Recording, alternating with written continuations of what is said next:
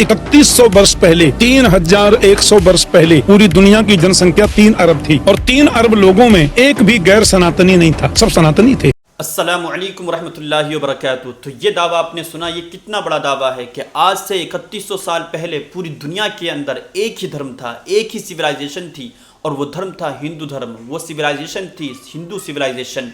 क्या ये बात सच हो सकती है? अगर ये बात सच है तो मुझे बताएं ज़रा कि आज से 3500 साल पहले हज़रत मूसा अलैहिस्सलाम मौजूद थे और आपके मानने वाले बड़ी तादाद में मौजूद थे, तो क्या वो हिंदू थे?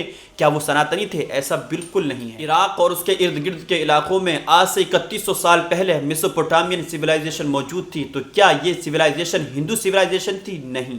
आज से 3100 साल पहले इजिप्ट के अंदर इजिप्शियन सिविलाइजेशन मौजूद थी, तो क्या ये सिविलाइजेशन भी हिंदू सिविलाइजेशन थी, सनातनी सिविलाइजेशन थी? नहीं। इसी तरह पूरी दुनिया के अंदर बहुत सारी सिविलाइजेशन मौजूद थी। Chinese civilization, Mayan civilization, Greek civilization, Hittite civilization, इसी तरह से बहुत सारी सिविलाइजेशन मौजूद थी। और उन तमाम सिविलाइजेशन के अंदर जो लोग रहते थे वो हिंदू नहीं थे, वो सनातनी नहीं थे, बल्कि वो दूसरे धर्मों को मानने वाले लोग मौजूद थे।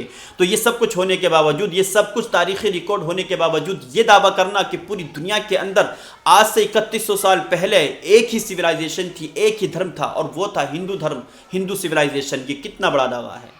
हमारे सनातन धर्म में 10 सूत्र हैं। धृति, क्षमा, दमो, स्तेयम, शौचम, इंद्रिय निग्रह, धीर, विद्या, सत्यम, क्रोधो, दशकम धर्म लक्षणम। तो इन्हीं हमारे 10 लक्षणों को, इन्हीं हमारे 10 सूत्रों को तकरीबन 2100 वर्ष पहले, 2100 वर्ष पहले यीशु मसीह ने एक सूत्र हमारा लिया। उनको अच्छा लगा कि जो परोपकाराय सताम विभूतय, ये हमारे यहाँ सूत्र है, परोपकार करना ही सबसे बड़ा धर्म है। यीशु मसीह ने उस सूत्र को ले लिया और ईसाई धर्म का आविष्कार हो गया। हमारे यहाँ एक सूत्र है, अपनी प्यारी से प्यारी वस्तु परमात्मा को समर्पित कर दो, उस पर कुर्बान कर दो। मोहम्मद साहब जी ने एक सूत्र को उनको प्राप्त हुआ, उन्हें अच्छा लगा, तो 1400 वर्ष पहले एक और धर्म आविष्कार। ये दावा देखिए कि ये कितना बड़ा दावा है कि नबी अकरम सल्लल्लाहु अलैहि वसल्लम ने जो इस्लाम स्थापित किया, इनके नज़रिए के मुताबिक वो हिंदू मजहब से इंस्पायर होकर के किया है। कितने बड़ी ताज्जुब की बात है। अगर ये बात दुरुस्त है तो मुझे बताएं ज़रा कि नबी अकरम सल्लल्लाहु अलैहि वसल्लम ने जो इस्लाम का मेन अकीदा है, वो अकीदा तौहीद है, उसको पेश किया।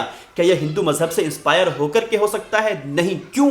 इसलिए कि यह अकीदा तौहीद एक ऐसा अकीदा है जो हिंदू मजहब के बिल्कुल उलट है। वहाँ पर कई खुदाओं को माना जाता है और इस्लाम एक खुदा की परस्तिश करने का हुक्म देता है। और दूसरा अकीदा है अकीदा आखिरत, ये नबी अकरम सल्लल्लाहु अलैहि वसल्लम ने पेश किया। क्या ये अकीदा हिंदू मजहब से इंस्पायर होकर के हो सकता है? नहीं। क्यों? इसलिए कि यह अकीदा भी हिंदू मजहब से बिल्कुल उलट है, बिल्कुल अपोजिट है। वो किस तरह से? वो इस तरह से कि जब हिंदू मजहब के अंदर एक इंसान मर जाता है तो उनका अकीदा है कि उसको दूसरा जन्म मिलता है, फिर वो मर जाता है तो फिर तीसरा जन्म मिलता है, इस तरह से उसका पुनर्जन्म होता रहता है। लेकिन इस्लाम के अंदर ऐसा नहीं है। इस्लाम के अंदर ये है कि जब एक इंसान इस दुनिया में आता है तो उसको एक ही ज़िंदगी मिलती है, फिर मर जाता है तो वो आखिरत में उठाया जाता है और वहाँ पर उसका इस दुनिया के अंदर जो कुछ उसने किया था उसका हिसाब व किताब होता है। फिर उस हिसाब व किताब के एतबार से उसको या तो जन्नत में भेज दिया जाता है या फिर जहन्नम में भेज दिया जाता है।